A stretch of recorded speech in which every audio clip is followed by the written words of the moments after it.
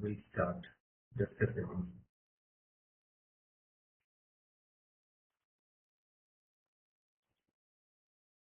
Yeah. Good evening, all. This is Dr. Subramanian, founder, Exercise Testing and Prescription Organization. Today we are going to have Professor and Dr. Thiagarajan to have the discussion on decoding ventilator graphics and about Professor Thiagarajan. He is an esteemed academician and clinician with approximately 20 years of experience and currently serving as a professor in cardiopulmonary physiotherapy at Lovely Professional University, Punjab. And he is also a research scholar at Maharishi Markandeshwar Deemed University, and he holds a master's degree in advanced cardiopulmonary physiotherapy. Also, he has various leadership roles. He was being a HOD and he was secretary of IIT Salem chapter. Okay. Beyond his extensive teaching, and his clinical background, Professor Thiagarajan is a dedicated researcher with multiple publications in Scopus and Web of Science index journals, and holds a patent for chest vibratory globe for airway clearance. And he's a well-recognized keynote speaker and organizer of numerous national and international conferences. And he continues to answer the field of physiotherapy through his focus on treating patent disorders, critical care rehabilitation, and innovative student mentorship. I warmly welcome Professor Thiagarajan and request to start the session. Please, sir. Yeah, thank you. Thank you very much, sir, Dr. Subramanian, sir. And also extend my thanks to you also for your entire organization and your team behind this the great workshop. And it's late little bit, but still we start this day with a little sharing of the knowledge. And of course, this session will be an eye-opening session. And I'm sure about that myself, all my colleagues and students and some of the clinical practitioners. Okay, so I hope this session will fulfill your expectations. Okay, so as I feel this is a real requirement for every physiotherapist, not only cardiorespiratory physiotherapists. This is my personal opinion. So whenever we have a chance to face any critical situation, so it doesn't mean that it's only in cardio. Okay, so that whenever we treat a patient with a THR, we may encounter the fat embolism. And whenever we treat a patient with a stroke, we may encounter some cardiac issues and which may cause some kind of myocardial infarction. And when you treat with the spinal cord injury patients, we may encounter autonomic dysreflexia. So we cannot separate cardio with the neuro and cardio with orthopedics or cardio with the sports. And specifically, when we have the many tools, so we can treat the patient with the help of those tools. Okay, so today there is a tool which we can able to use this as a tool which can be helping to recover the people, and as well as it is helping you to identify. So that one particular tool which I am going to share now. So let me share my screen so that you can.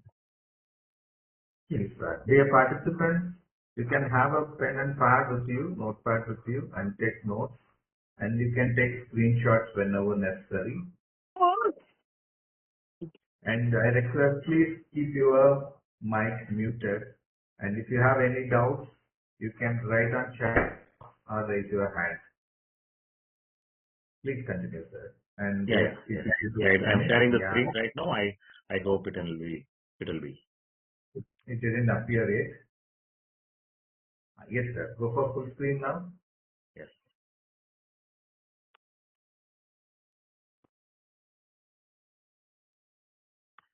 Yeah, and today's I think it's full screen is okay. Yes, sir.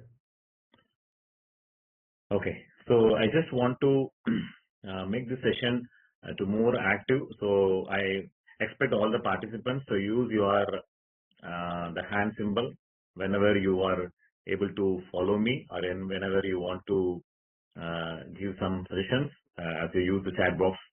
Yeah. Okay. So you can use all of you from physiotherapy background, or any other people from outside physiotherapy. Yeah, all of you physiotherapy. Yeah. If you physiotherapist. Yes, sir. All are physiotherapy. Physiotherapist. Okay. Okay. Fine. Fine. So I just want to focus more on the area of the ventilator graphics. Okay. So people always think about the graphics, always having some of the gimmicks in the words, which I am going to use it in between. There are few challenges when we drive a car and when we drive first cycle. Okay. Of course, if you have a chance to drive a flight. Okay. So whenever we start in the beginning, we require some basic skills to learn about how to drive. Okay. And when a patient also, first time when you look at in the ICU, and especially in critical care situation, always we feel little bit fear or some panic before handling the patient. So I think this particular session, I hope you will never panic, because there will be one companion with you in ICU. So how to be friendly with that companion? So that nothing but that companion is your ventilator. Okay. So here I just want to decode the what are the graphical representations, how it is going to help us to quicken the decision making, and as well as how to save the life of an individual. Okay. This is one of the most important part what I am trying to explain in today's session. Okay. So I repeat my thanks again to ExRxIndia and also Global Space Organization, Dr. Subramanian. And yes, of course, I just give a disclaimer over here. So this is completely prepared by my preparation of this presentation, and I have used some of the artificial intelligence to support enhance my presentation. So I just want to give a disclaimer, and thanks to Google Notebook. Yeah. Have you ever seen these graphics in your life? I think what are the graphics which we are seeing in our life? Commonly, people used to see different types of the graphs during in your hospital visit. Have you ever seen this kind of the graph? Yes. Very rarely we observe these points, right? So usually what graphics we always remember? What graphics we commonly remember? Of course, that is ECG. ECG also looks like a graphical representation. The next is EEG also. Okay, like this we can have the multiple graphical representations, so which can help us to identify some changes in our. Okay, so this is the main important thing I just want to add up. So how we are going to use this, the three major graphics, ventilator graphics, in our clinical practice. Yeah. Before that, so we should aware of that when we require to assess the patient's ventilator, or when we require to check the parameters in the ventilator, so we should know that what are the gradual escalation of the oxygen support. Because whenever the person who is critical, so that means the person could not utilize the oxygen effectively. Okay, I just ask every one of you, do you know we require oxygen support in the entire globe or entire atmosphere? Do you know how much percentage of oxygen is required? Anyone? Yeah. Do you think 100%? Do you think 80%? Or do you think 70%? It's 20, yeah, 21, approximately 20.9 or 8. So as a whole, it's 21% of oxygen is sufficient for it. Okay. So whenever the person, okay, who are sufficient is 21% oxygen, so we don't require the first step. When a person is not sufficient with 21% of the oxygen, then the first step we need to know. That means we have to give the low flow oxygen support by using the nasal cannula. And when a patient is unable to cope up with that nasal cannula, so we have to upgrade or if you have to increase the level of the oxygen, okay, in terms of the word which we are going to use frequently in this session, FiO2. Okay, FiO2 is nothing but it's a fractionally inspired oxygen. FiO2, fractionally inspired oxygen. So that only we are going to breathe in gradually when the person requires additionally 21% to, of course, if you are going to escalate 24%, okay, then 28%, 32%. So like this, we are going to escalate when the person is unable to saturate. When a person unable to saturate the oxygen, so we require the escalation very gradually. Okay, so by using the next level, we can call it as Venturi mask. Venturi mask is nothing but the principle behind that is when the oxygen is given supplemental, along with that, there will be a chance of the openings where the atmospheric air also admits. It gives us, there is a variation in the percentage of the oxygen. So in terms of the variations from 21 to 50, till 50% FiO2 of oxygen, so we can supplement with this Venturi mask adapters. There will be a adjustment over there in this adapter so that we can increase the oxygen requirement gradually as soon as the patient is unable to cope up with the saturation pressure. Do you know what is the normal saturation pressure of oxygen? I hope we all experience this. Yeah, it's about 95 to 100. It's about 95 to 100 is the normal saturation pressure. So before COVID, we were not much aware of handling this pulse oximeter with us. But after COVID of second wave, people used to carry, physiotherapists also carries the pulse oximeter during their practice, clinical practice and home care practice and everywhere. Okay, so FiO2 and another important tool which we are going to analyze it. So similarly, we have the next step when a person is not able to cope up, then we'll go for the alternative method nasal cannula with rebreather mask and as well as a high flow nasal cannula also can be used. Then we'll go for the non-invasive ventilation, that is nothing but continuous positive airway pressure, that is CPAP device. Okay, so till that, actually during COVID time, we reached till that fifth one. Yes, of course, sixth one they used, but very restrictedly used for the sixth level of the escalation of oxygen. So mostly they recover the patients with the CPAP itself, if truly speaking in the scenario during the COVID. Okay, but if still the person could not able to maintain the saturation pressure during the continuous positive airway pressure, CPAP, the fifth step, what you are seeing right now. So then we'll jump into the, we can jump into the technique, what we call it as connecting the artificial ventilator or artificial respirator. Okay, so connecting the ventilator. So that process is known as intubation technique. Okay, that is intubation. So what usually intensivist and the concerned physician, so in the ICU, so they are doing this procedure. So how to intubate the patient with the external device. So when there is a two situations, that is known as 50-50. So apart from the FiO2 level, apart from the FiO2 level of an individual, so we have one blood biomarker testing, so which is known as, anyone remember what is the blood test which are used for checking for the patient's intubation? ABG? Very good. It's nothing but it is arterial blood gas analysis. So ABG report is one of the critical tool, and it will be helpful to choose when the patient is requires intubation and when the patient is requires to support the patient with the mechanical ventilator. Okay, there is a thumb rule. There will be no standard rule. There will be thumb rule always when there is a chance of the two parameters. In ABG, we have the four important parameters are used. One is pH value, which is 7.35 to 7.45, and another one PaO2, that is partial pressure of the oxygen. So it's about 80 to 100 millimeters of mercury pressure. In US, they use the kPa, and we are following the millimeters of mercury pressure in India. And another important is oxygen. When opposite oxygen, we have a PaCO2. So carbon dioxide pressure, the partial pressure of the carbon dioxide, so which is another important parameter to be tested. So it's about nothing but it's easy to remember.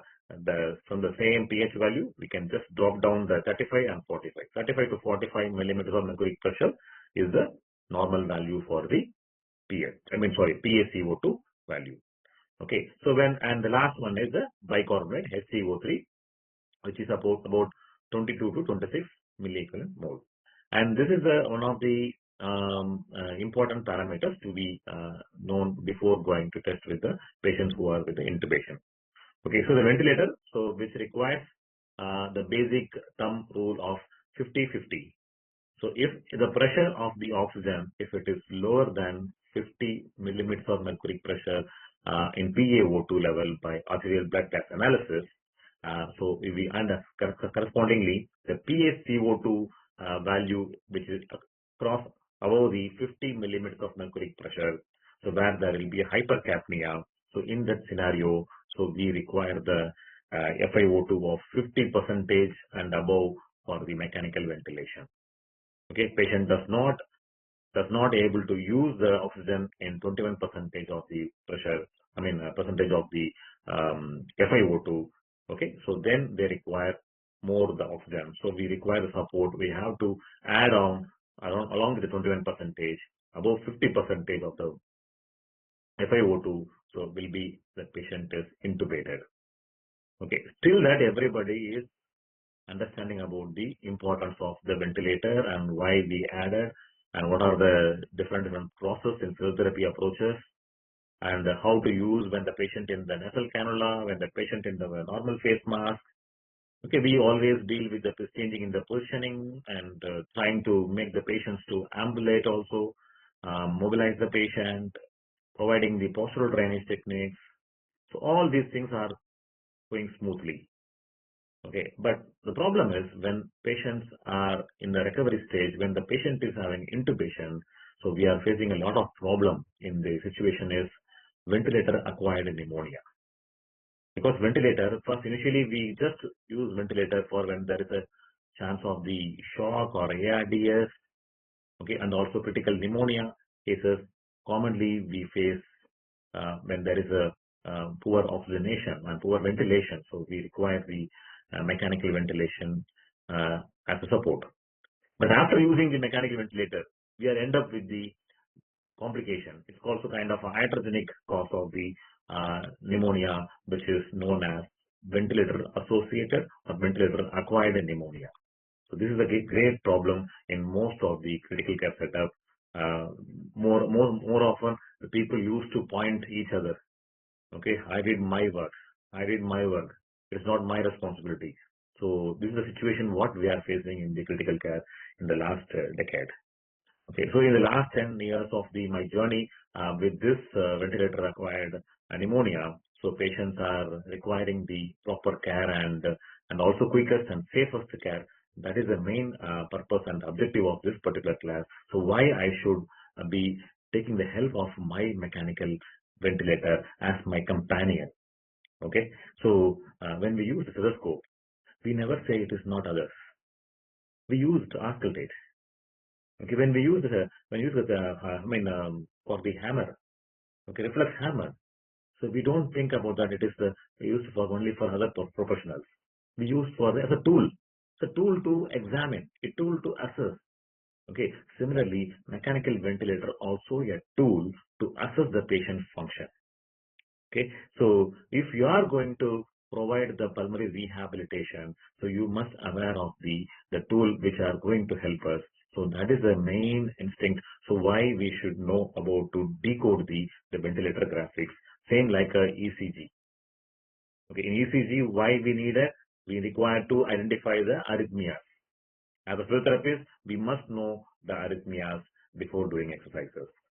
Similarly, before doing a chest physiotherapy, before giving any breathing techniques, before going to give some mobilization techniques, so we need to understand some of the graphical representation when the patient is not responsive. I hope you are now coming into track of this class.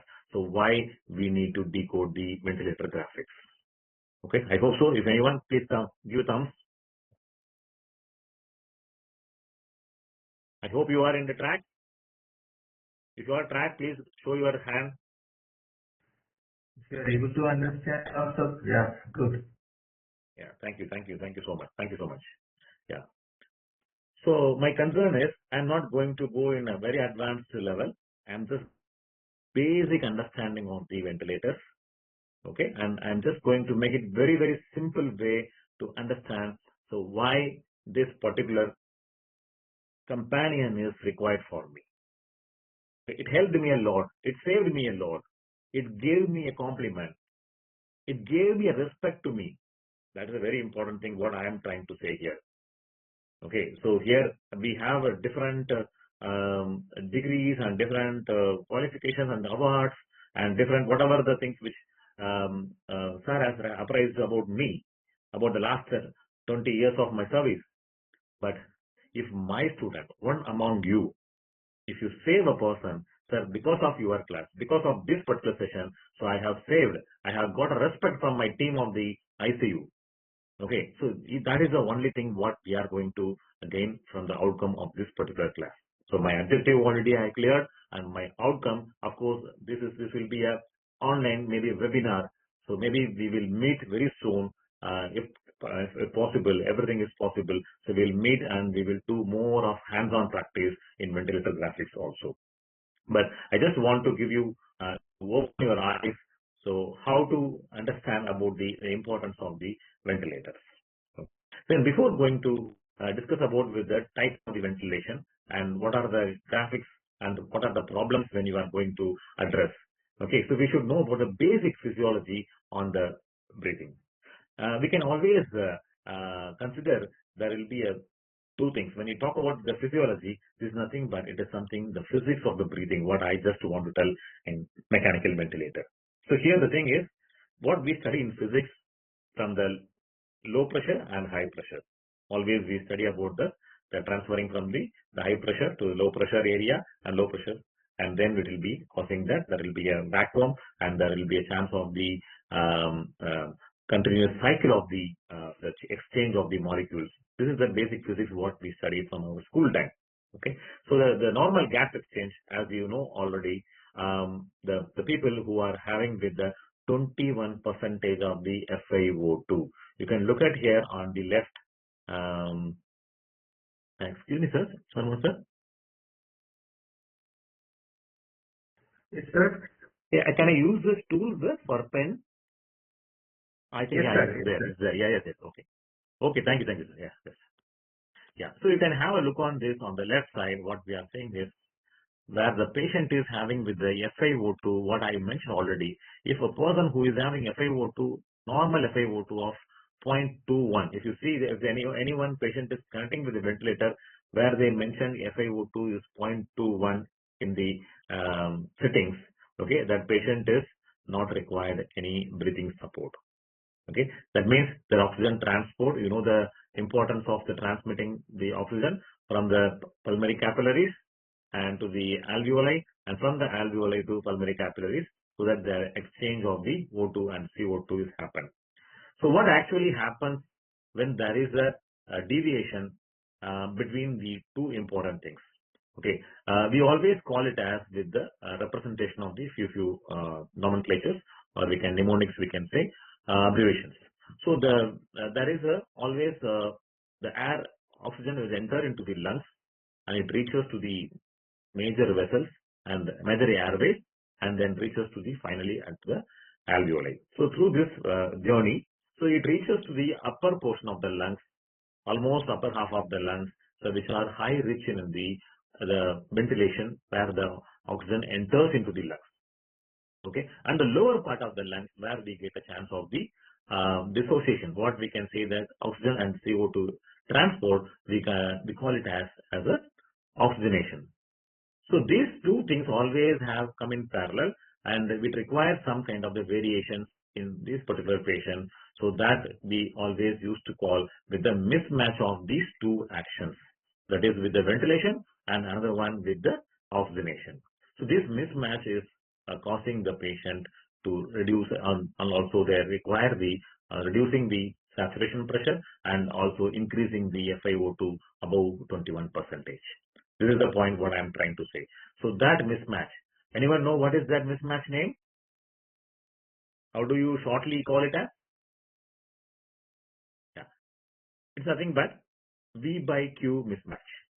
V for ventilation and Q for oxygenation, or oxygenation or perfusion. We can say that. That is V by Q mismatch. So our aim, physiotherapist aim, we are going to balance this mismatching of the P by Q, and we have to, our aim is to improve the oxygenation, and if you are at the same time, we have to facilitate the ventilation as well. That's why we learn many techniques of teaching the diaphragmatic breathing exercises, purposely breathing exercises, keeping the patient positioning, mobilization techniques, even manual therapy approaches also we can do for the thoracic cage. Okay, to achieve this V by Q mismatch. So what actually happens in ventilator patients? That is the one important pathological changes. Look at the picture second, number 2. So the blood flow from the pulmonary capillaries, deoxygenated blood, which is coming near to the alveoli, but it does not take part or does not connect with the alveolar transport. And it is just because of the vasoconstriction, and it is moving away from the alveoli, and few part of the blood, deoxygenated blood, it is just admixed with the oxygenated blood, so which we call it as hypoxic vasoconstriction. This is the one of the classical finding which we are going to develop gradually as a condition name as hypoxemia, or we can say that there will be a collapse of the alveoli. We call it as atelectasis, what we have mentioned here. And of course, there will be a excessive lung weight or excessive chest wall weight due to the huge collection of the fluid or the acid, or maybe the obese population, or maybe a over distension of the abdomen, so which may causes a terminology which is known as de-recruitment. Okay, these are all the problems in the oxygenation.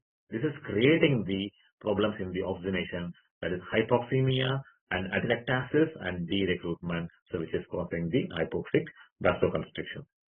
So I think this is the much more basic. I'm not going more about the different types of the breathing and different types of the mechanics behind the breathing. I just go very simple mechanism behind this mechanical ventilator, why we require for improving the breathing.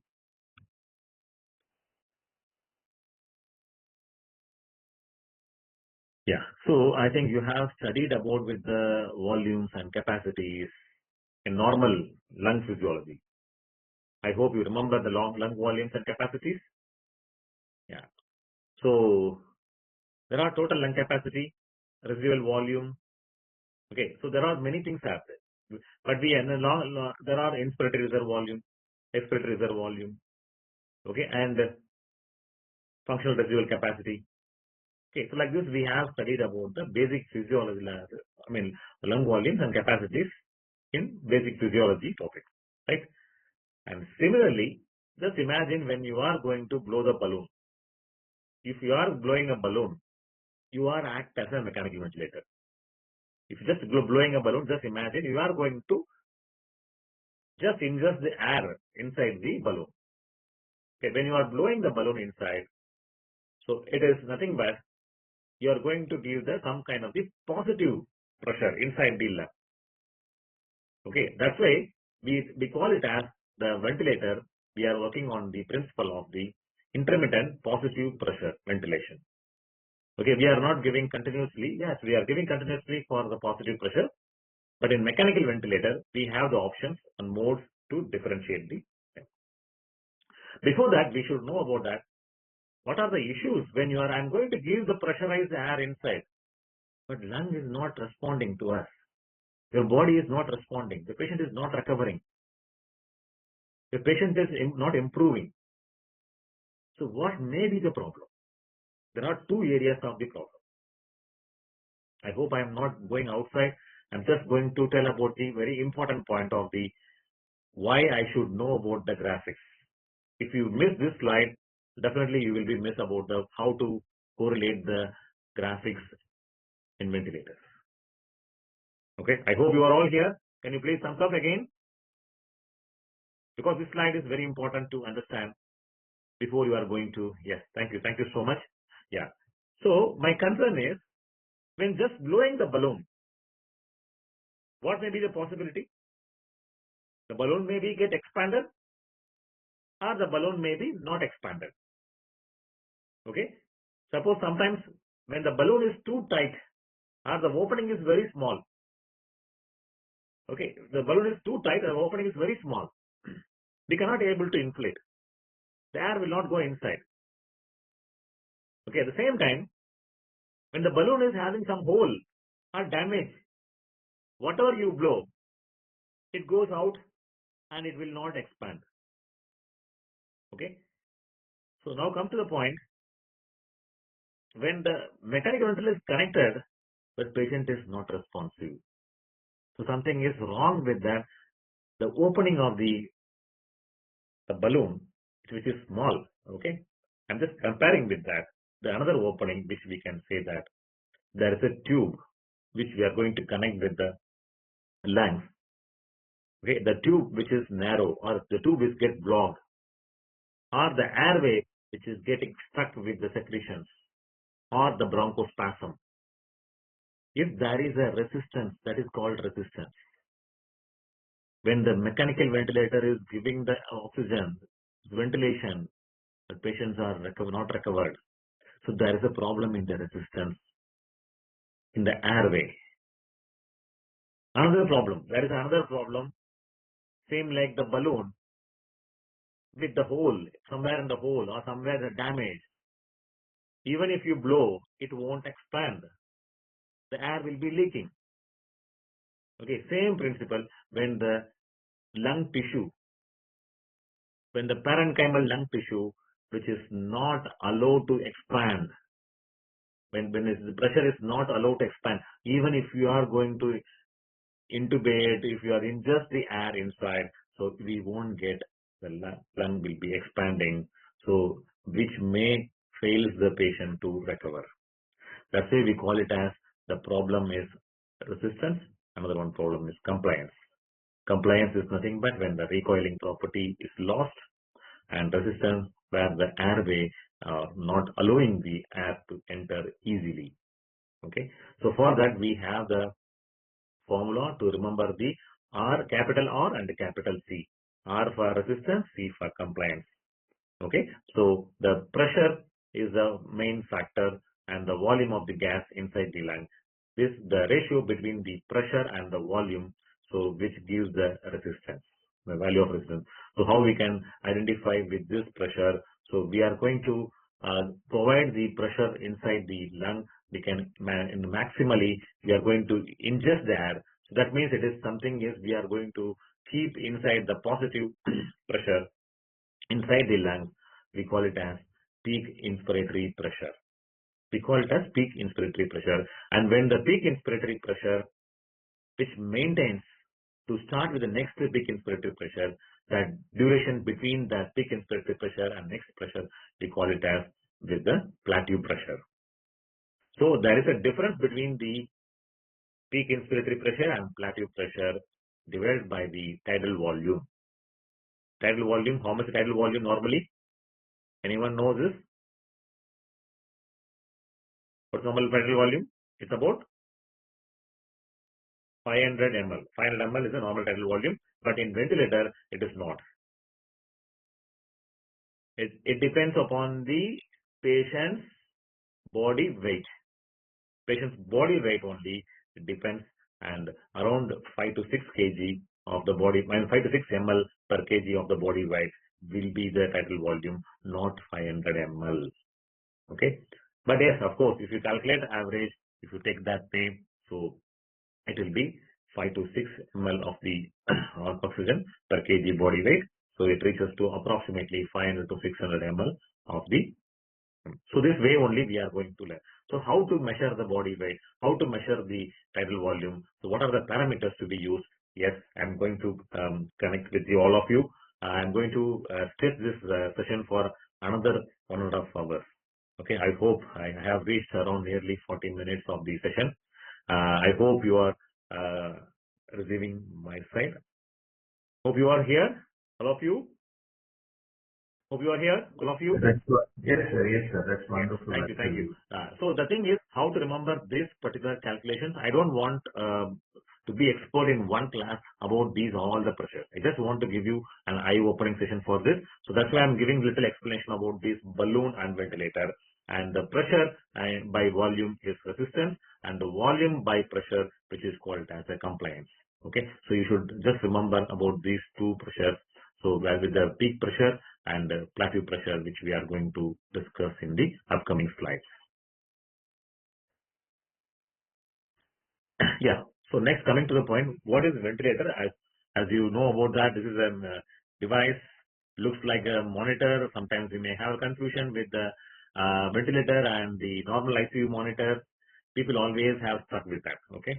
So simple to understand that when there is ICU monitor, you may connect with the pulse oximeters and as well as the ECG monitoring waves are there.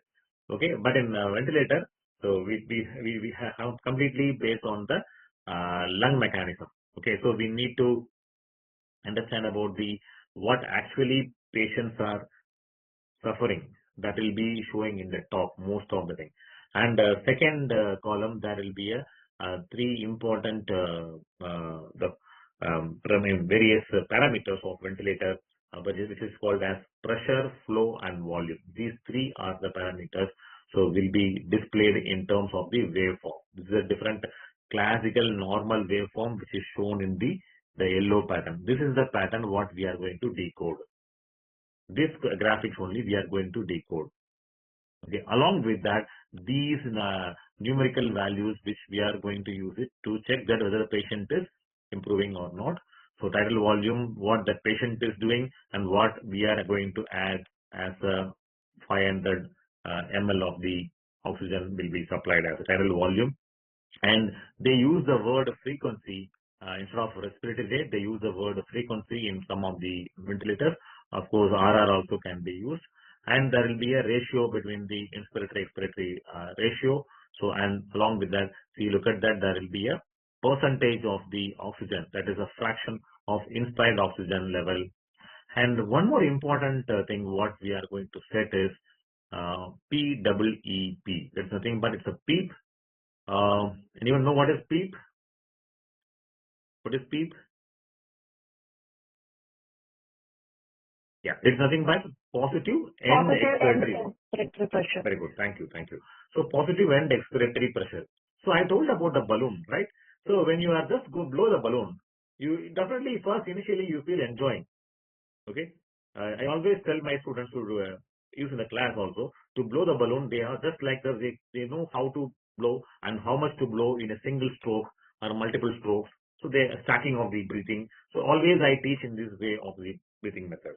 So when you are just blowing up, if you are going to blow more, so what will happen? At one extent, it will get blast. The balloon will go blast. Okay. So in lungs, what will happen? If you are keeps on giving inspiratory pressure, so it may go to develop some kind of the damage, or can be injury, or it can be a trauma. What we can call it as barotrauma, pulmonary barotrauma. So will be the major important problem we are facing. So in order to avoid that, they use a setting. They keep on pressure, okay, to prevent the lung to collapse and also prevent the lung to damage. And that setting is, we call it as with the end expiratory pressure. So it is approximately 5 to 10 centimeter of H2O pressure we use to set for the patients in a whole an average way. Okay, so this is a major important thing which we always remember. So before we are going to learn about these graphics of ventilation, so how it is going to help. I hope now you got a small clarity of these graphics with this previous slide, what I am trying to say. So we are going to identify whether the patient is having the problem in the resistance or whether the patient is having the problem in the compliance. So for that, I need to look this screen carefully. Almost I am coming near to the why we are here, how we are going to save the life, how do I get a respect, how do I get a appreciation in my work. Though I know the skills, upgraded knowledge, okay, maybe specialize in PhD or master's program, whatsoever it may be. if you are not able to save a life, critical care. So that will be the big challenge we are facing it. Okay. I hope now you are coming into track. So why we are attending this session. Yeah. Okay. These are all the few basic points I just want to tell you before going to tell about the importance of the tidal volume and basic parameters in ventilator settings. Before setting it, we need to know that some of the inputs what we have to give it into the ventilator. So accordingly, I just want to skip on this one point. So I just want to give you the one of the important thing is how to check use the body weight for setting for the tidal volume. Okay, that's why we have the measuring tape to measure the patient's height, and as well as we can use for the formula which is given over here. You can have a look at that. This is the predicted body weight formula. I think people who are appearing for some kind of the international licensing examination, American licensing examination, so very repeatedly these questions are asked: how to measure the weight of an individual when the person is unconscious, okay, when the patient is unable to stand. Okay, we require to height and weight, all these things also. Great point. So using the height, we can able to identify the patient's weight. Also, it varies with the men and women with the following formula. And second thing, what you can see here with the respiratory rate or frequency, mostly we are going to achieve the patient's highest breathing. Where we have the problem in the respiration is tachypnea. Always the patient having a 40-50 respiratory rate will be the common challenge when you are going to treat the patient in the ventilator. So we have to minimize the breath rate approximately reaches to the 10 to 20 breaths per minute will be the target for achieving the patients to become below the 0.21 of the FiO2 level. That means to become normal like us. Yeah, this is another important thing. When we are going to provide the oxygen, so we need to adjust the FiO2. If whenever the ventilator is having the high FiO2, it's about nearly 60%. Okay, if you are going to increase FiO2 more than 60%, is this a challenge which we are going to face? The patient may develop the oxygen toxicity. That's why we need to recover the patients very quickly, and also we need to remove the ventilator very faster. We call it as the weaning criteria. How to wean the ventilator. This is another important point we need. That's why we people, physios, which we are here to support the team of the critical care, and also if you work timingly and as well as using with the skill, and if you are assessing the patient's problem by seeing the graphical representations, so that you cannot miss the patient to require for the more than 60% of the FiO2. Okay, if your patient is not crossing 60% of the FiO2, okay, we require to keep the patient 60%. So we always try to work hard by knowing these facts of the ventilator graphics. Okay, and another important thing is PEEP setting. So always we go for the up to 10 centimeter of H2O. Especially we have to maintain the end of the expiration pressures, and specifically for preventing the collapse, and also helping the alveoli to work efficiently for taking part of the exchange of the CO2 and O2. And also it will help to match the V by Q ventilation and perfusion. A mismatch can be prevented. So when we are going to use the FiO2 PEEP pressure, which is effectively between 5 to 10 centimeters of H2O. Okay, and these situations which we are helping to keep the patients always in a tracking towards the goodwill always.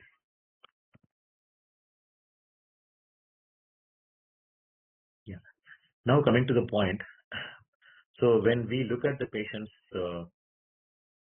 I just want to give a short break of 2 minutes. Shall I, sir? I think I keep on talking. Yes, can we do some kind of the chat, sir?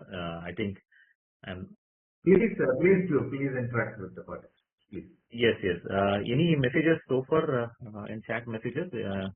Let me. No messages, sir. There were answers, but even I have put questions, any doubts, Okay, okay. because if they understand the basics, then it will be very useful there.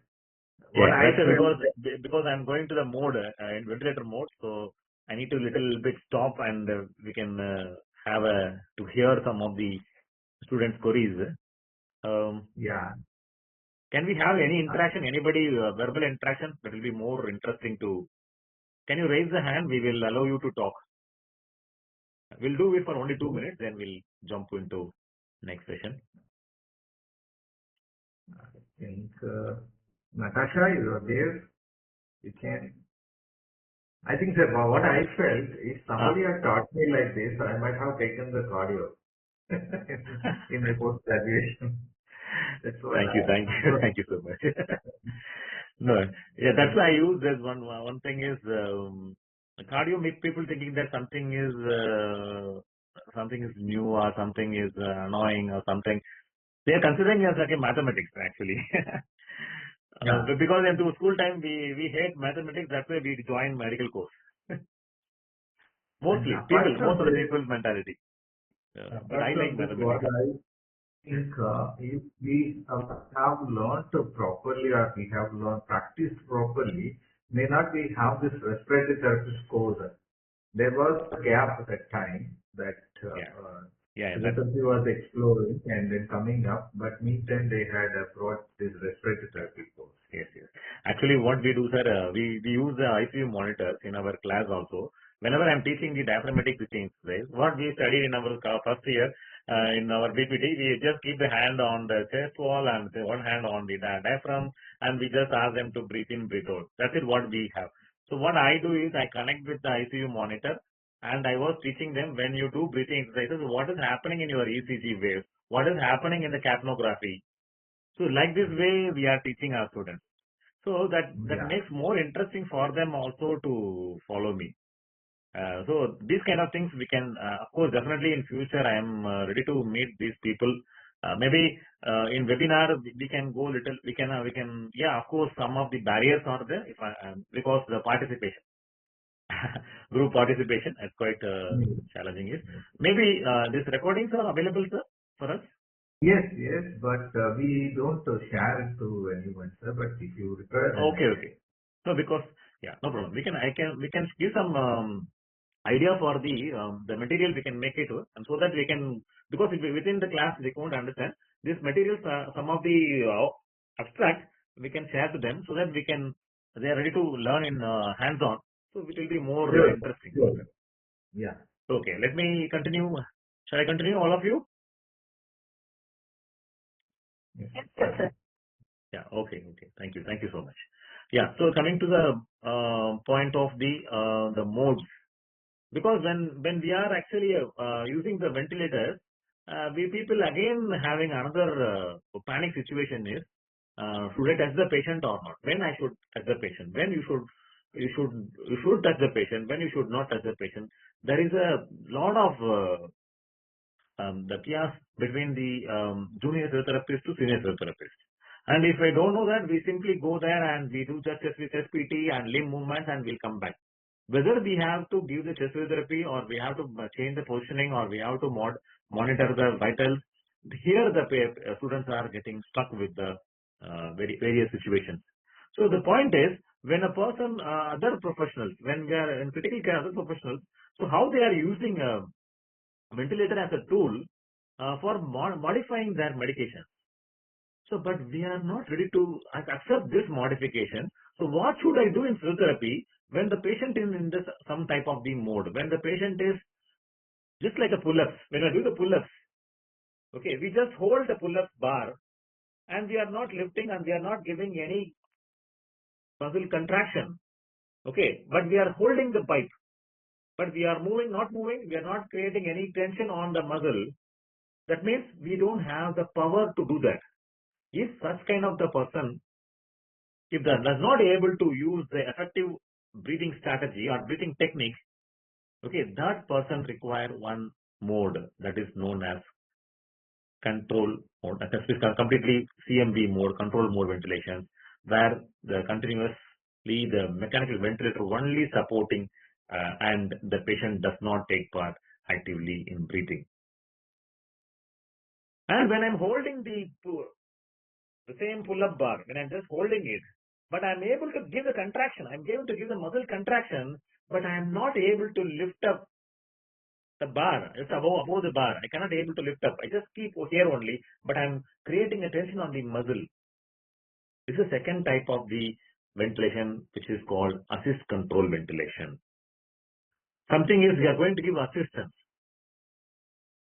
Okay, when I'm trying to do the same like the same pull-up bar, I'm just trying to push and also I'm able to lift up and I'm giving the contraction, but I'm not completely normal, but I can able to lift my body and contract my muscle. So there we are going to use the support. In the same situation in the lungs, which is not coping up, and but it's the initiating that some control, and that time only we need some synchronizing of the ventilation in parallel to your breathing, and the machine also will parallelly, which will be helping to provide the support, which is called the assist control, and as well as with the support also we are going to get a SIMV mode, which is required for supporting the. Okay, so when you just look at this ventilation on the look at the graphs, which I can show it here over here. This is completely normal graphics.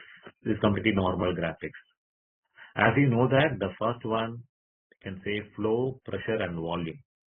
The flow is the how the air enter into the lungs, come out, and inspiration and expiration. The flow and the pressure, how much time the wall time taken for reaching the volume. The pressure is also goes in inspiration and expiration. It comes like a curve, what you are seeing in the second one, the pressure volume. And third one, which is known as the volume graphics. Okay, the volume curve. The volume curve. So amount of the tidal volume of the gas inspired and expired. Inspired and expired. So that is gives the beautiful pattern of the graphical representations, which we never look into that. So when you look at the second picture, you can see that there will be a chance of the patient work. Can you tell where is the patient's effort? The first one, this is the first one, what I'm making the arrow mark over here. You can look at that. The first one, what the machine is doing. And look at the second one, the machine is off. The machine is not doing anything. And patient is doing. This is patient is doing. So we call it as SIMV, synchronized intermittent mandatory ventilation. So when the curve goes like this beautifully, and suddenly there is a drop, and again beautifully if it goes means the ventilator is supporting, then patient is initiating.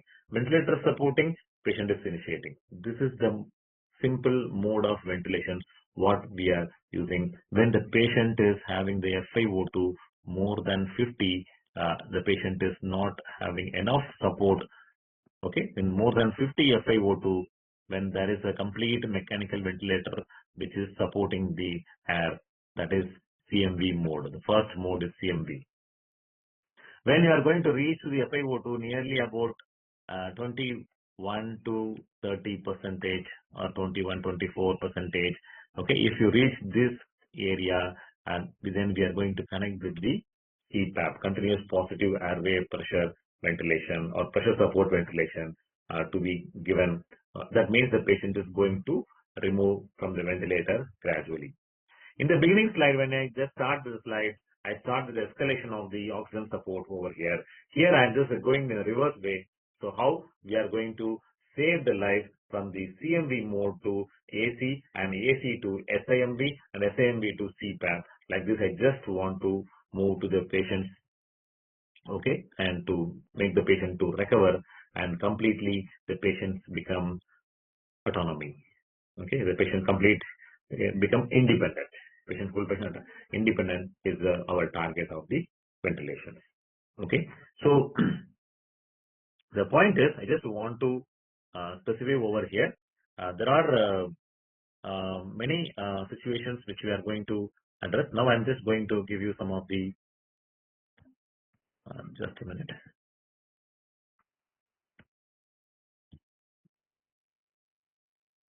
Are they able to see the transition?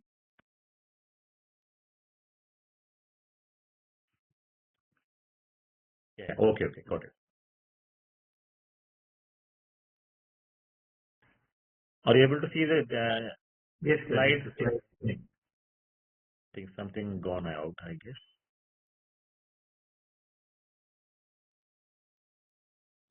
Just a minute. Something. Sorry for the interruption. Yes. I think,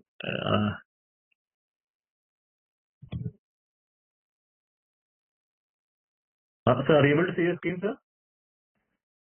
No, No, I sir. guess, right? No.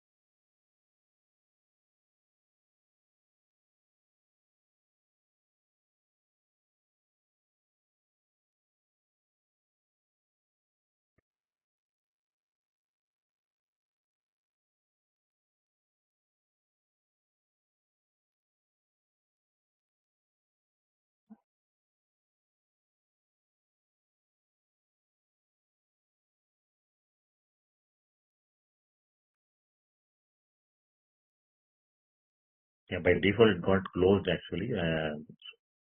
Just it's opening now. Yeah, it will Yeah. be resolved shortly.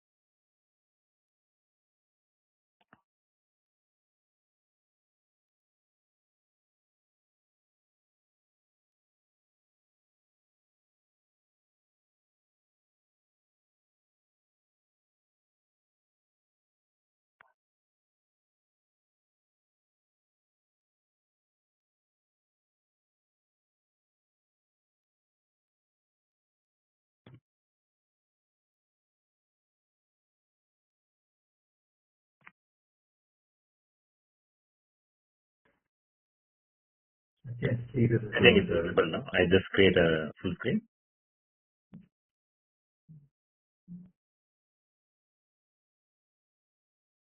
I hope it's visible. Yeah. Yes. Yes. Okay. Okay. And then- okay. So this is actually a simple explanation about the various modes of ventilation. So how we are going to, but we always panic of the different modes and what should we do with the each and every mode, and what to do, what not to do. It's very important. If you miss to do also, it's very important. That is very important than anything. Okay.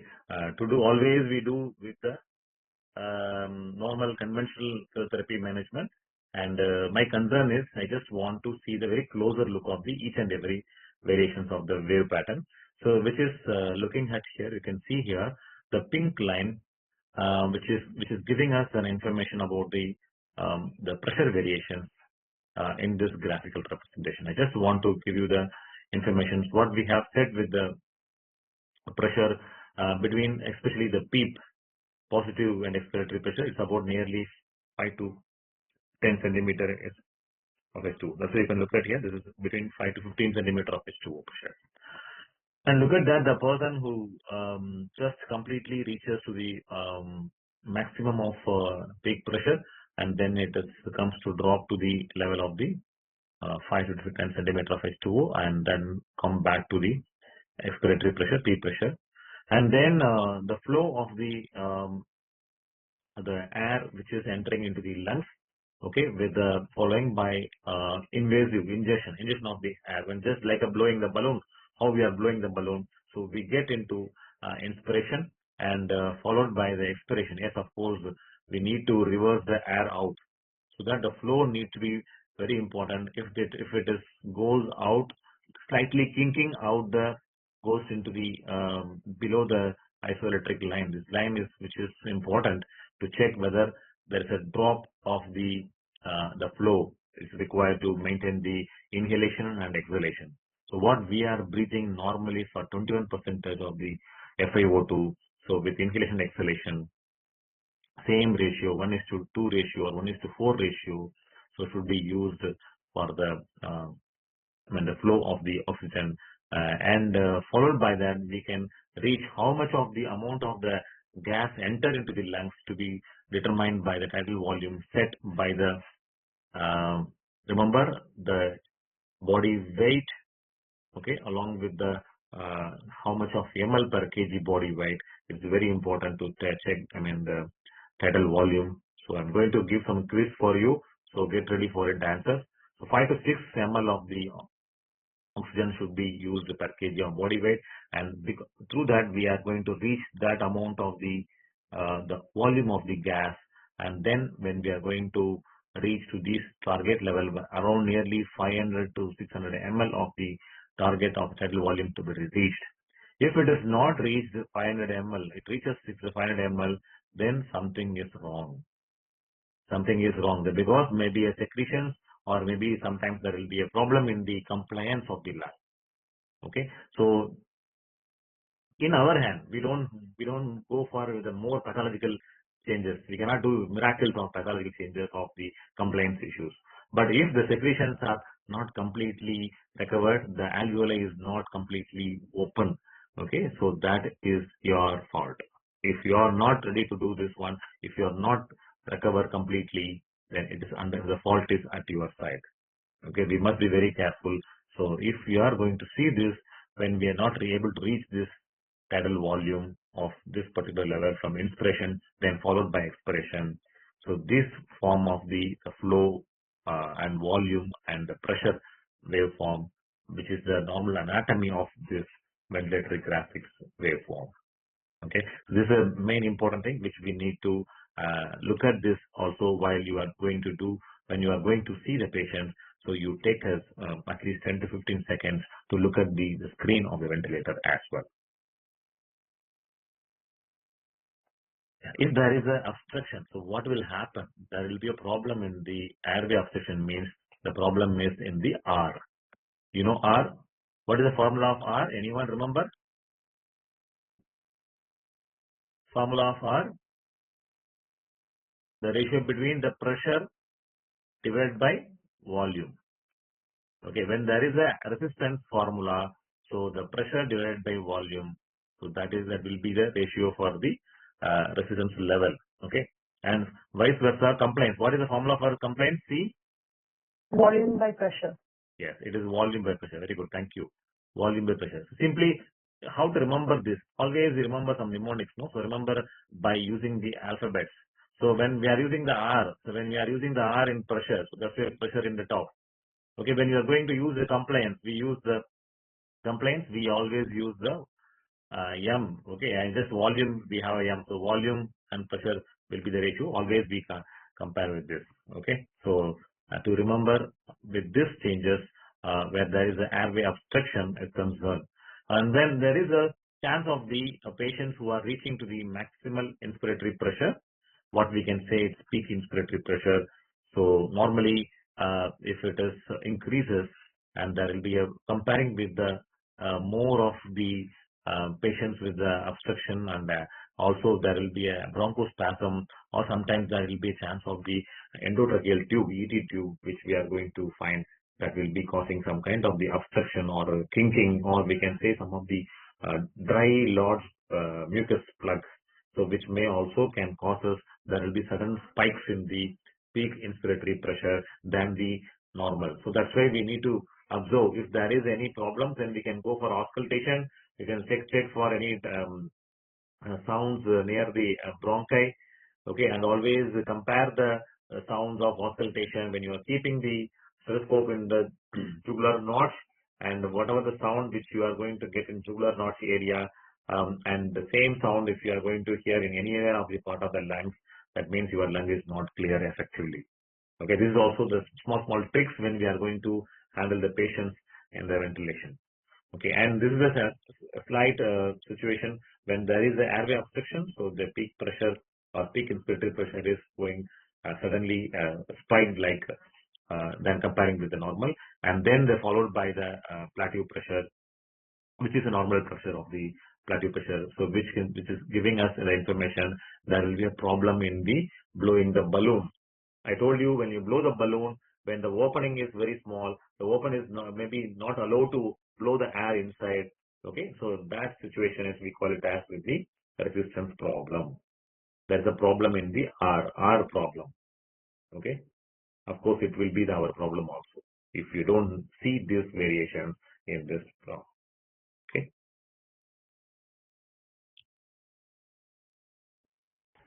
So there is a question would you like to take in the chat box? Yes.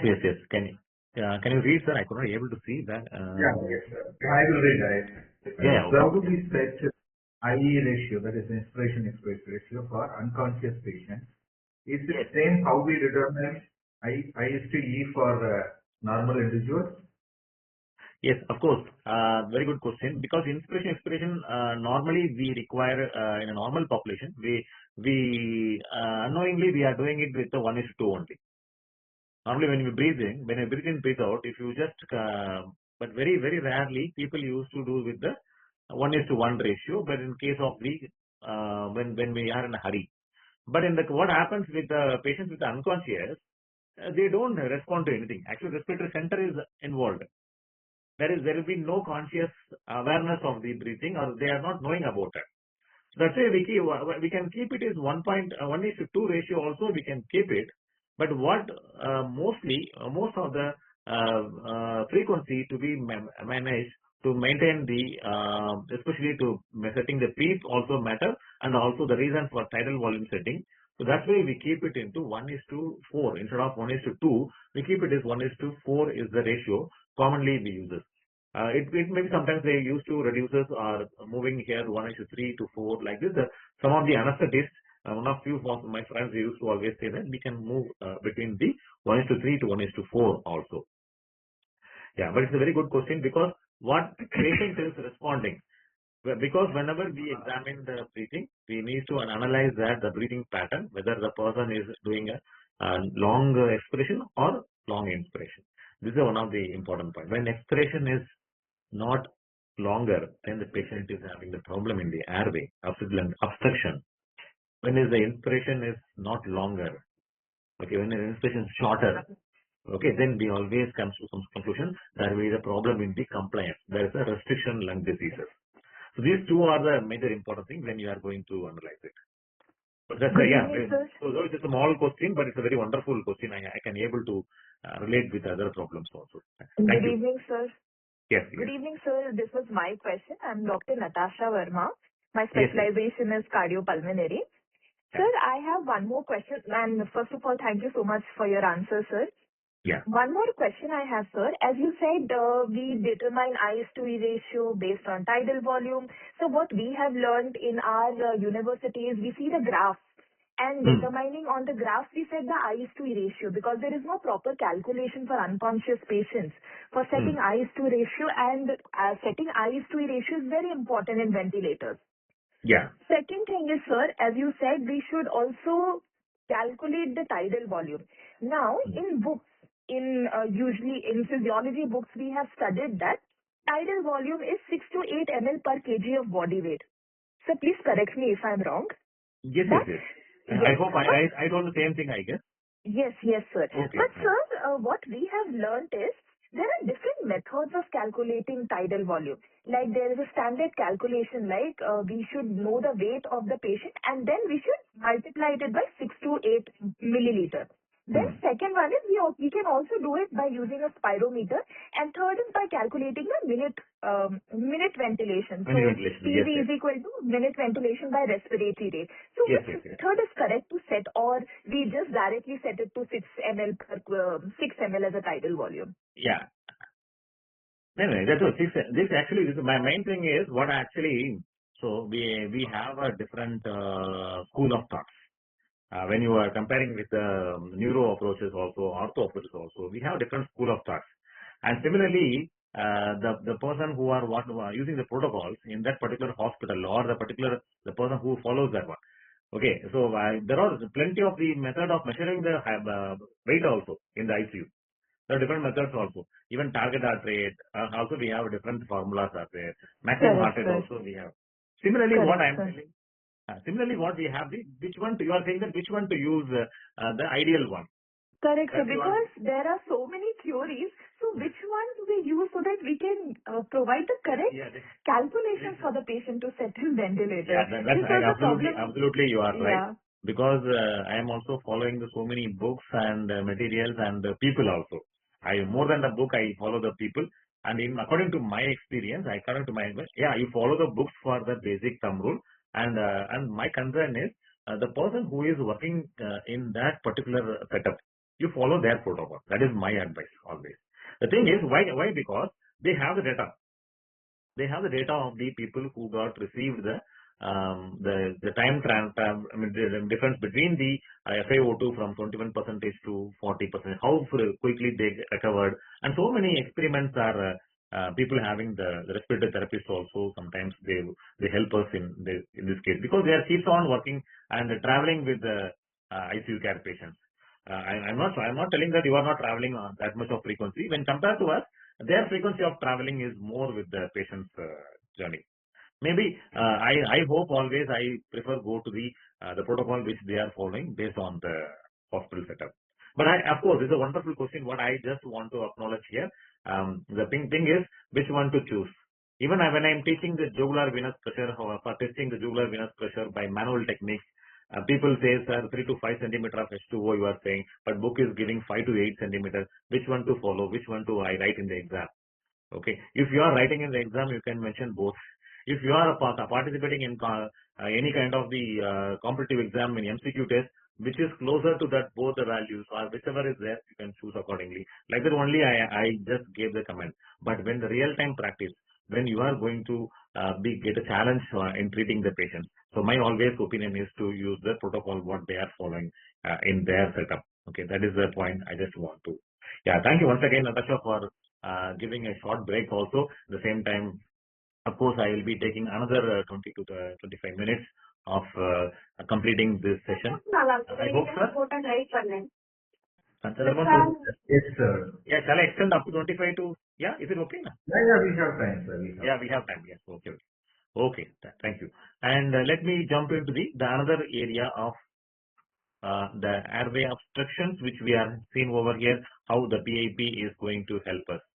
And next important thing is, the next important pathological changes is compliance, where there is a decreased compliance, so which is a great threat in the patient. There's a problem in the C problem, always the volume by pressure variations, which gives us, there will be chance of the peak pressure is also raised, and at the same time, the plateau pressure also raised, where there is a chance of that means the compliance issues where the lung is not enough to expand and alveoli take part into the exchange of the O2 and CO2. That is the great threat what we have mentioned about the balloon, which is not allowing to expand more. The same scenario when the machine is trying hard to inflate the lung, but the same thing is that unable to utilize or the dead space. We can say it is a dead space. Air is entering, but oxygenation is not happening. This is a scenario what we can call it as a dead space.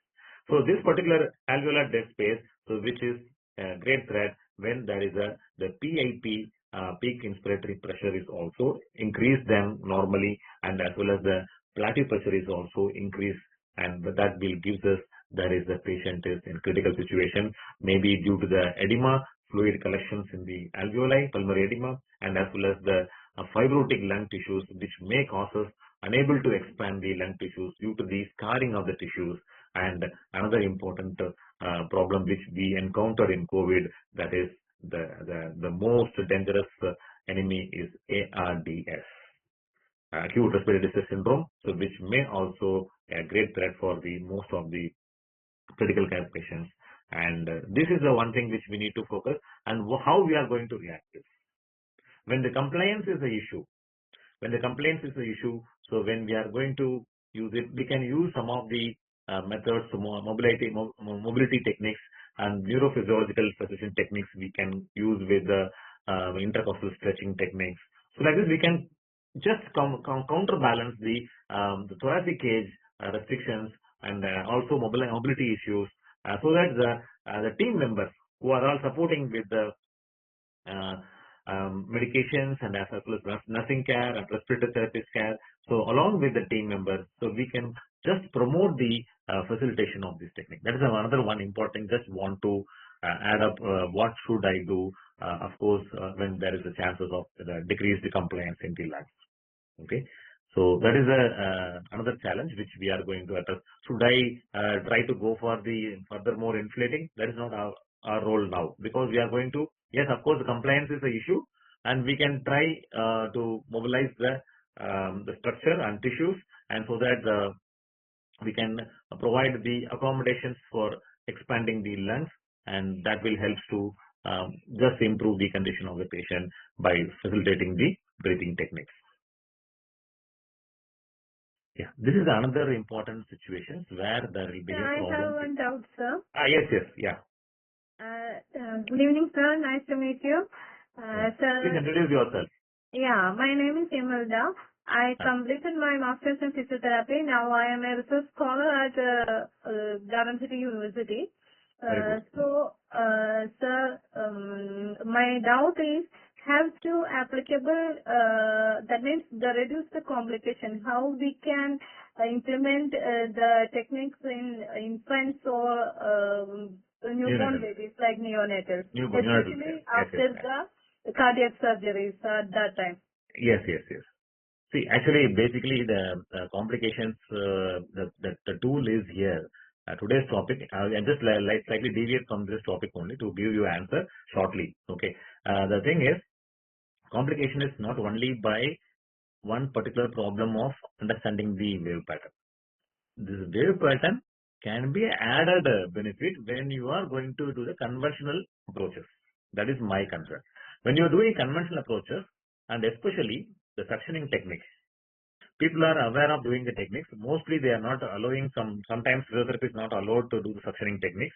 But that is not the only solution over there. When you are going to showcase your skill, you are allowed to do the technique of the suctioning, because when we are neonatal, the suctioning is very important, and also the chance of the recurrent infections, because they are all immunocompromised, because they are not, so there is a chance of the number of the suctioning procedures and the type of the suctioning methods and the frequency of the suctioning, and also the very important thing with the de-recruitment of the lung tissue. These are all the few important points we should always consider before going to approach. And of course, mainly the infection control procedure of the particular ICU you have to follow. And second thing is the time to clear the secretions from the tiny airways to the major airway. And suctioning durations, frequency should be always less than 10 seconds. Actually, 10 seconds is the ceiling effect. Less than 10 seconds is for the neonates. Adults can be 10 to 15 seconds can be allowed.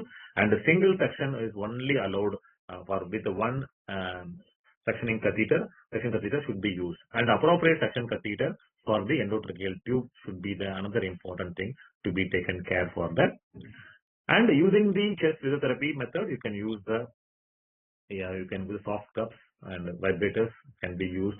Tiny vibrators are all now available now for the neonates also. You can search over there. And also we have a lot of tools now. Now recently we can use it effectively. Yeah, so that this way we can prevent the complications in case of neonatal intubation techniques. I hope sir, you thank you. Okay. And one more thing, sir. Subin Chungap sir told me to convey loving regards. Oh, thank you so much. He is my colleague, sir, and also he is my second year biomechanics in charge. Wow, nice. Now nice we are to hear. together. Nice to hear. Thank you. Convey my regards to him also. Yeah, Okay, sure, so coming to the point with the next important thing.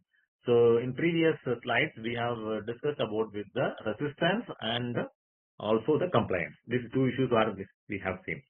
Another important thing which we are going to see that there will be two important area. One is with the more closer with the flow curves. When you see the flow curves and the pressure curves. Okay, the flow curves and pressure curves, which is giving the information about the trapping of the air. When you are going to breathe in and breathe out, suddenly the air is trapped out. That means mostly happens in case of the COPD patients. Air trapping is very common in COPD patients. Okay, and the patient is unable to cope up with the IS-to-E ratio. That is a major threat we are facing it. And the major important responsibility, we call it as with the air trapping, we use the terminology which is known as auto PEEP. The auto PEEP settings, which is also another important response when there is the air trapping is happen. So how it looks like that, the waveform for the flow when it goes to inspiration and expiration like this, and suddenly there will be a short interval between this flow and time. Okay, this curve which is showing that there will be a auto PEEP. So which gives us the information that that means there will be the complete oxygenation not take place because of the air trapping. And second important thing is that the patient is not synchronized with the pressure, and that way we call it as with the patient triggering sense.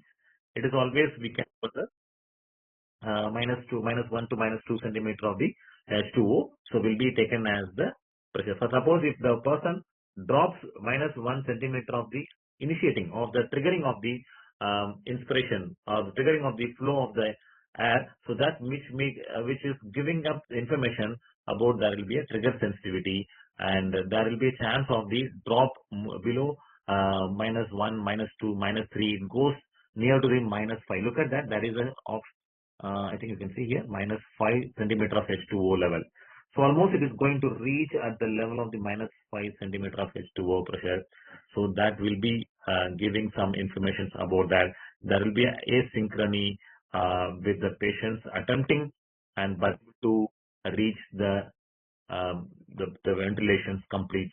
So that's another asynchrony we call it as, and this will be also to be noted.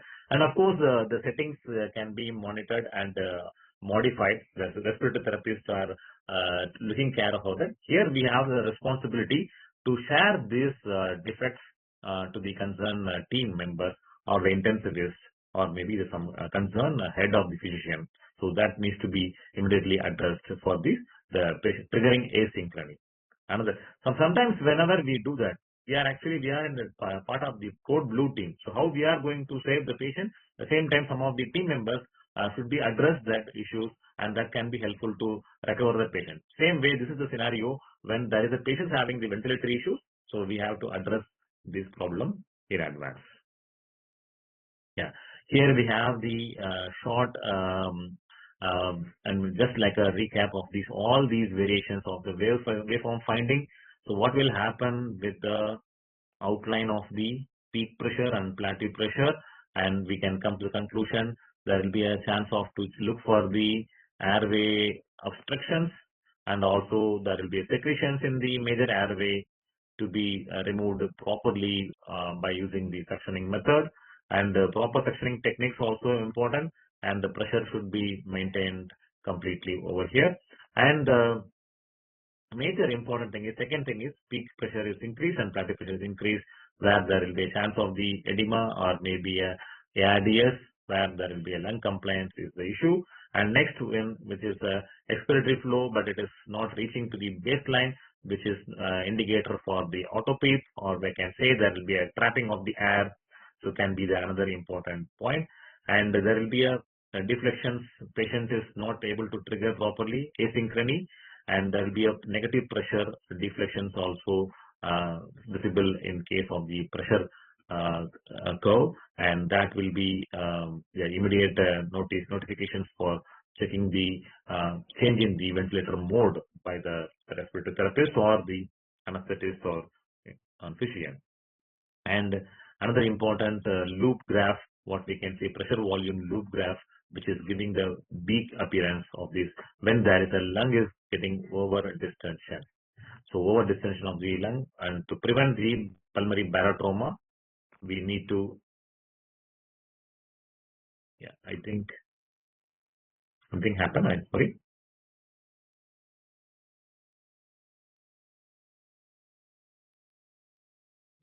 Sir, the screen is visible, sir? No, sir. No, sir. Okay, sir. Okay, just a minute. I just something is dropped. I'm just resuming it. Okay, just a second.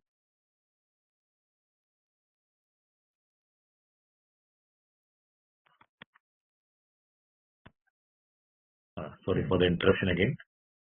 Some key malfunctions happened, sir. I hope now. Yes, sir. Okay, thank you. Thank you. Yes, sir. Yes, sir. So this is one of the simple diagnostic matrix for the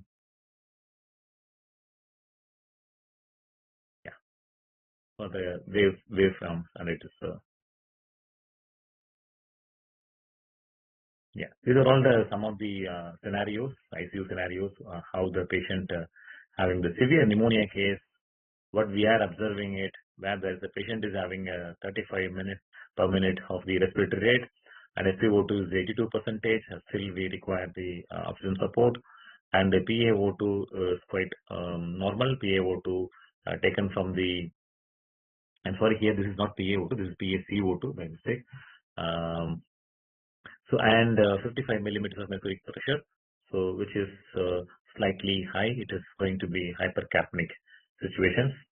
So here we are going to use different settings to improve the oxygenation. So actually there are a few important things which is to help in this improving the PEEP settings and FiO2 settings. Usually people used to do that for drive the oxygen transport, and also to help to recruit the alveoli.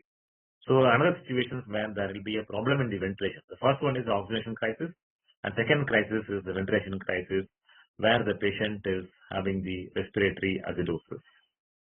Can you tell how to know the respiratory acidosis? How to find out the respiratory acidosis? Anyone have idea? Our pH level will be less and PaCO2 will be higher. Yeah, of course. Good. Always the pH value is a key indicator for the acidic and alkaline. And of course, always simply remember always there is a kind of the mnemonic ROME. Is it visible? ROME, what I'm writing? I think it is not going out of the screen. It's visible.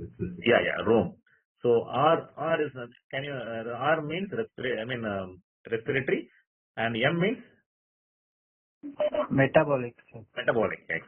That means when RO means when there is the values are opposite in direction. Maybe when it is going high, when it is going low, we can, if it is going opposite direction, we call it as respiratory. And whereas both are going equal direction, both the values are either high or either low, so we can call it as metabolic. This is simple Rome mnemonic for using the acidosis and alkalosis understanding. So here the patient is, of course, is going to be acidosis, pH value is low and CO2 is high.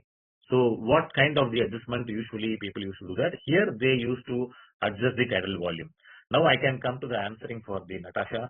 So Natasha, you can use this way to try to enhance the setting the tidal volume, try to increase this with the range what you have used, what you study in the some protocol, and we can try to increase it. If the protocol, your hospital protocol is not supporting and the patient still under acidosis, and we can go for the protocol what your book says. We can try to improve in this way to increase the tidal volume, and as well as respiratory rate, setting the frequency of respiratory rate also to be increases, so that we can get the chance of the minute ventilation to just to push the CO2 down. That is another important thing, how we are going to treat the patients when there is a respiratory acidosis. So we have to collaborate with the ABG values and also the graphical representation. And if you are going to use innovatively to treat the patients effectively, definitely I hope you will get a good respect in your team, and as well as, of course, you will be satisfied by saving a life of an individual. And if you are going to keep the patient out of the intubation very quickly as possible, in my experience, what I feel always our team members always work hard towards the 5 to 7 days.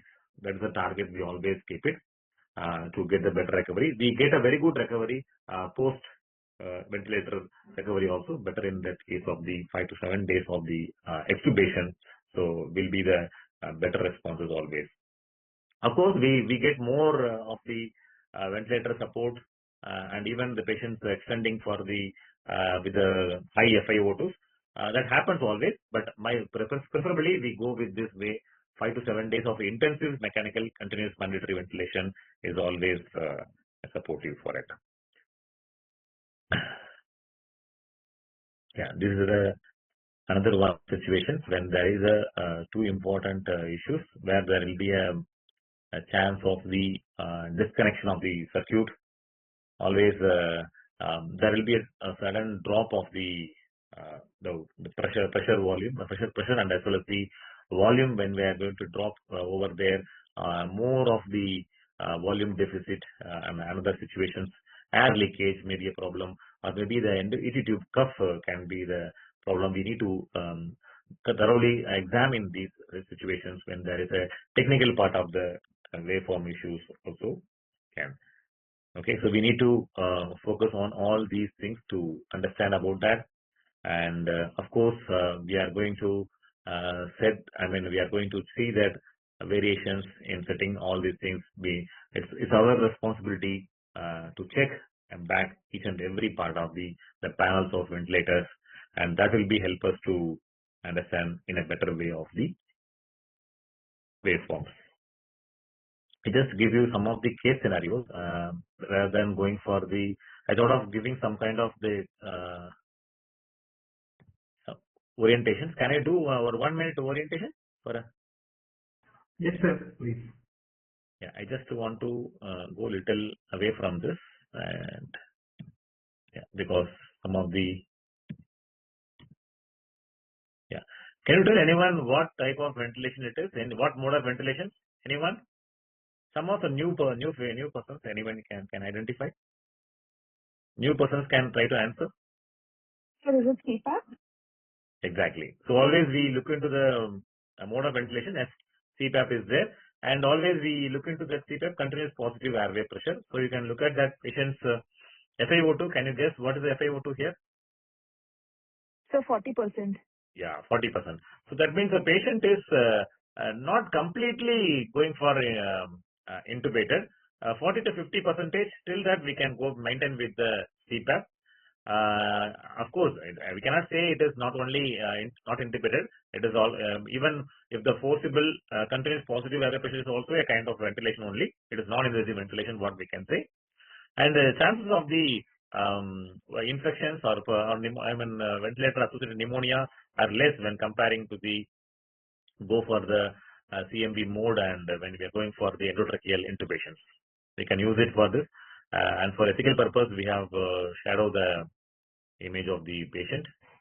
And it was also endotracheal only, but we are giving this continuous positive airway pressure support for weaning for this case. Can you tell what is the benefit of these two?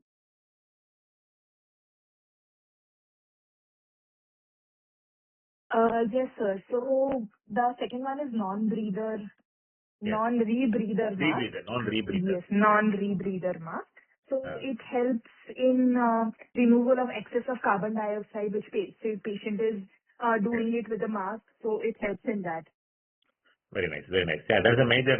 Most of the times, whenever the patient is having with the ABG report, which shows there is a higher than 45 mm of Hg, Of course, my always prefer for my students to advise when the patient is having with the rebreather mask, at least 45 to 50, 55.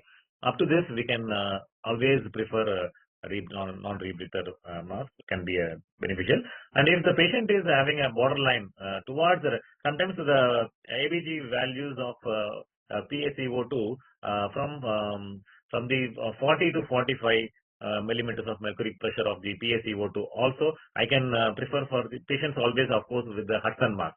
The left one is the Hudson mask. Normal, of course, the patient's FiO2 still it is not stable. 21 above 21 only. Okay, yeah. But in this case, yeah, we can get an idea. Yeah. What is this?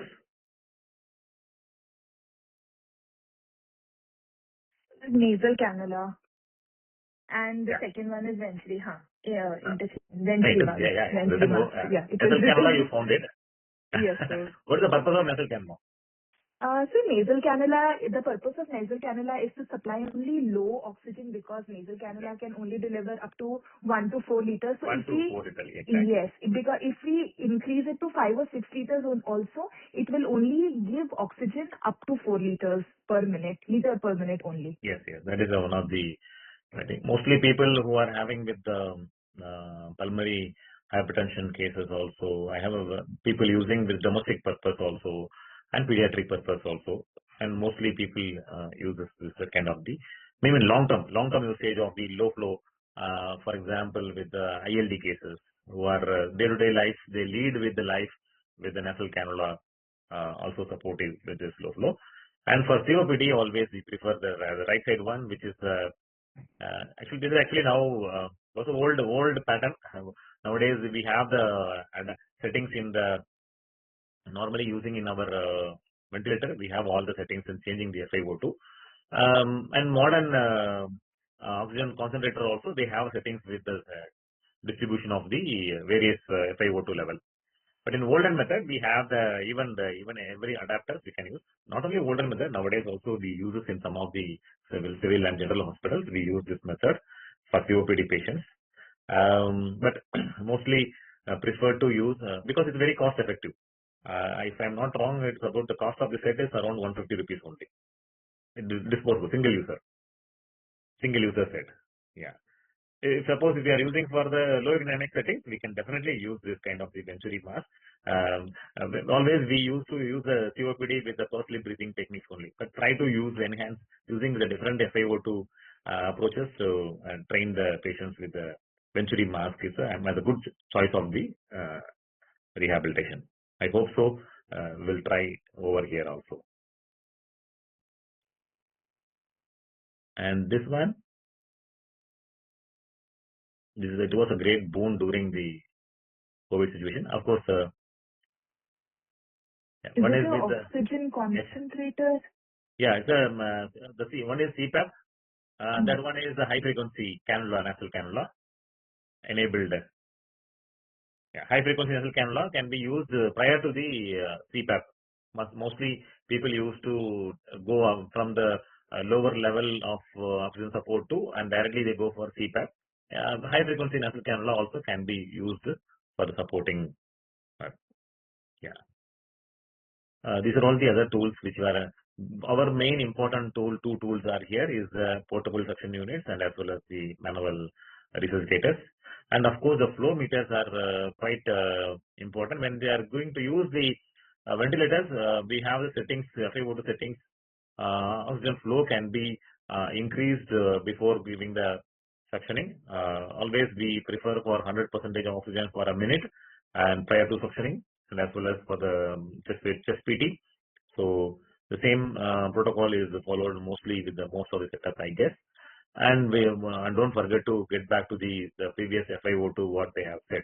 It's very important. Many times what happens is physios are doing increasing the FiO2 to 100% and they give chest PT and they forgot to bring it back. It's very important to prevent the oxygen toxicity.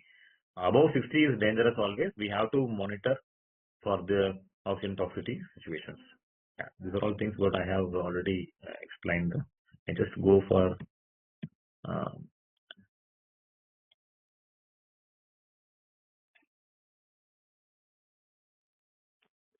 Just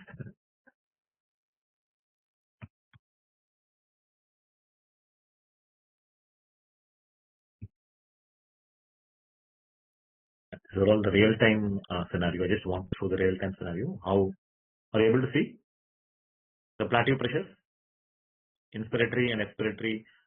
Some of the modern ventilators won't show this kind of some of the ventilators are some of the old ventilators. They are using some kind of the of course same like a black and white scenarios, which can be visible with the inspiratory phase and expiratory phase. And between the inspiratory and expiratory, we have the space, what we can call it as a plateau phase. This is a classical finding of the normal conventional ventilator parameters.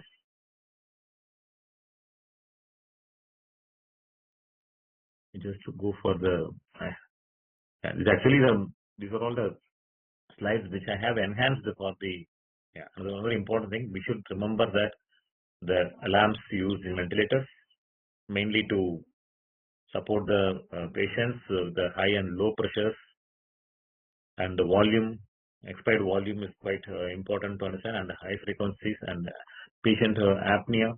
And these are all alarms commonly we need to understand and try to work on that. But based on the variations in the wave pattern, we can also come to a conclusion what should we do next and what are the things to be looked into that. And also I'll be showing some of the case scenario. I just want to show one of the case scenario. Yeah, can anyone able to tell this scenario of a ventilated patient shows a sudden drop in airway pressure and tidal volume on the waveform? What's the most likely cause of the situation? Option A, bronchospasm. Option B, circuit disconnection. Option C, ARDS. Option D, pneumonia. If you see the bronchospasm, it is something with the resistance problem. Yeah, circuit disconnection is the answer given by you. And just another one thing is ARDS and pneumonia. I just want to reveal it, which is not why it is not. And ARDS and pneumonia, where there will be a chances of the compliance issue. Bronchospasm is a resistance issue. And here there will be sudden drop in the airway pressure and tidal volume, so which may show like this issue. Can you see that in this waveform? The waveform can be shows like a sudden drop over here. Okay, and especially the pressure is also dropped over here. This is the pressure what we are seeing here, and a sudden drop over here. And the volume also, that is tidal volume, what we have set for 600 or 650, 550, whatever it may be based on your calculations. Sudden drop over here. And yes, of course, what may be the possible reason is there will be a circuit disconnection is the only solution over here. When comparing with the other chances of the dropping, we can have the plateau pressure also in consideration. And whereas there is a both tidal volume and drop in the pressure, both together we can have the chance of the disconnection of the circuits. And another one, can you try this on the pressure volume loop? The loop does not return to baseline and appears to be shifted. This indicates option A, air trapping, option B, hypoxia, option C, bradycardia, option D, anemia. Any guess? It's not written with the baseline. Yeah. So according to your air trapping, you are saying that, yeah, what happens with the hypoxia, what happens with bradycardia, what happens with the anemia? Okay, these three are the parameters which are deals with the more of the biomarker variations, and we can able to. And one air trapping, of course, it is a little bit odd over here. That's why you say. But when it comes to the here, see that there will be a slight rise of the pressure and also volume loop, and that may cause us. There will be a loop graph, which is the loop is shifted. I think somewhat there will be no chance of getting the baseline like this, and instead of going back to the just go without touching the baseline. And if it has happened, that means there will be a chances of the residual air in the lung, which is called air trapping, or there will be an incomplete exhalation, we can say, and especially in bronchial asthma as well as the chronic obstructive pulmonary diseases. So this is, in this case, we can have the no baseline written, and that will be chance of the suggestive air trapping. Yeah, so your answer is correct, and this will be showing in this way in the graphical representation. Yeah, shall we finish with this, sir? This last slide? Sir, okay, sir. Okay. Yeah. The last one is what I have mentioned in the previous also in the graphics, and there will be a beak-like appearance, pressure volume, a beak-like appearance is shown over here. So what will be the chance of Lung over distension. Yeah, there's chance of the distension or the bronchospasm may be a resistance, and tube obstructions can be also resistance, and hyperventilation where there will be a compliance. Okay, and in this scenario, so how it will be looks like that, there will be a beak-like appearances when we are, there is a chance of the beak appearance of especially the pressure increases, and as well as the volume of the lung, or especially the tidal volume exceeds the safe limit of 650 or whatever the target we have mentioned, and it will be causing that there will be a overinflation of the lungs. So which may be sometimes there will be a chance of the pneumothorax also. Chance of pneumothorax, which may allow the lung or the air to enter more. In case of that, there will be over distension, maybe the issue of the lung, and that will be the response of this pressure volume loop. And it may be a short information, and of course, but it's a time to start thinking about this, all the importance of this understanding of the wave pattern. Of course, I hope I'm trying to ignite all of you to come into this part of the ventilation, and of course we know the importance of the cardiorespiratory therapist, and how we are going to address the issues, how we are going to use the different protocols, and how to use the other manual techniques in ICU care by interpreting with the graphics, and that of course very soon, if time permits, and if we meet together, definitely we will do with the hands-on practice with the ventilator settings also. Okay, in the live ventilator settings, we can do the hands-on techniques and to perform also. We can try for some of there are some ethical issues out there. Live video I could not be able to shoot from the ICUs. Otherwise, I would have happily do this one. And of course, maybe in future we can use using with some kind of simulation methods for doing the hands-on technique, especially in physical mode. Okay. Once again, thanks to the Global Exercise Organization, and thanks to Dr. Subramanian sir. Of course, all the participants who are actively interacting and also responding to the chat messages, and also really it's a wonderful session for me. One of the milestones in my journey. Thank you. Thank you very much. So before I conclude, I request a few of our undergraduate students who have joined in the session to have their views actually, because I was a little bit worried when they are joining whether they can understand or not. So I would like to hear from them. Can any one of you or 2-3 members can unmute and share your views whether you have understood?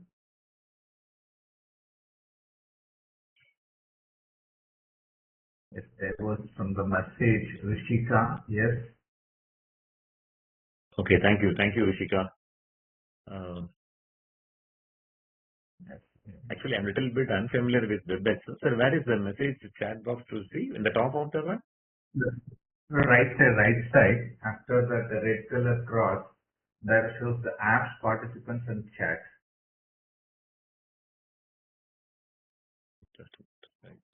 So mic, video, share, AA assistant, record. Open participants panel. Hi, that is participant. Next to that there is a chat. Okay, that's yeah, got it. Yeah. WebEx I participated, but first time I'm hosted now. I mean, Yes. jointly. Ashwati, Devika, Dharni, Fatima, Geeta, Harini, Madhusneha, Yes, yes. Sharvin, thank you, Sharvin. Sharvin, yes. Thank you, Dr. Ammar, for giving the answers. Thank you, Dr. Natasha, for a wonderful participant, and really you make this interaction very nicely. Yes. I hope. Thank you so much, sir. Thank you, Renuka, also for providing the And answers. there will be the next session by Dr. Natasha. She will be taking organ specific webinar related to renal rehab. Very good, very good, very good, very good. Advanced Thank you so wishes much, to you, sir. Natasha. Yeah. Thank you, sir. Grateful for Subramanian sir for giving me an opportunity to present. Always welcome. Yes, yes, sir. I think, somebody has written a big message. Good evening, sir. The webinar was very informative and well organized. I learned several useful insights that I can apply in practice. Thank you. Thank you. Okay, Thank Jahan you, Sajda. Jahan Sajda. Okay. Thank you. Thank you so much. Nice of you. Yes. Yeah. And also thanks to Priya Thomas. Yeah. Thank you. Yeah. So it's not only the UG students. We had a professor like Natasha, Professor Anandi is there, Professor, and the Oh. principal Arun sir was present, and Oh. Emil Dr. Arun sir from which college, sir? AG principal. Okay. Thank you. Thank you. I think he left. Okay. Sir is not. Yeah, okay. He was there, so he's there actually, but he's silent. Okay. Okay. So Thank you, Arun sir. Dharma, It's pleasure to be here in front of you to present. so Yeah. we have a combination of different more participants and delegates actually. Andy ma'am, are you there? Would like to hear from you. Thank you, Amar. You can. Good evening, connect sir. with me. How are you? Yeah, fine, ma'am. Yeah, it's a nice presentation, sir. Oh, thank you, ma'am. Thank you, ma'am. Are Chandramohan, you sir, working? thank you. Working behind this ICU or some other? Yeah, I'm a cardiorespiratory physical therapist working as Okay. professor in SRM. Okay, SRM. Yeah. I heard about you. Asir Samvel, Asir Samvel. Yes. He's my friend of me. Yeah. Okay. He was from SRM actually. Yes. We were together here in Haryana. Okay, sir. Good to have a very good number of people joining here. And yes, sir, I would like to conclude now. On those who, as you wish, those who want the video, I think I will edit it and then I will post it in the group itself. They can have access to the video. Otherwise, I will post it in YouTube that anybody can view at any time in that case also. Is that okay, sir? Yeah, no choice. Yeah. Thank you, sir. Thank you so much. Okay, I'm ready to share to everyone. Yes, sir. On behalf of everyone, I would like to thank Professor Thiagarajan for sharing such wonderful clinical insights and evidence-based perspectives with us. And sir, really we enjoyed, I personally enjoyed, and looking at the messages in the chat box, I assure that everybody enjoyed your teaching. And yes, thanks for being with us. You have spent a lot of minutes with us to make us to understand this critical topic. And I hope in future also we will have numerous sessions listening to you. And thank you so much. Good night, all of you. Yeah, good night all of you. Yeah. Yes. Bye, sir.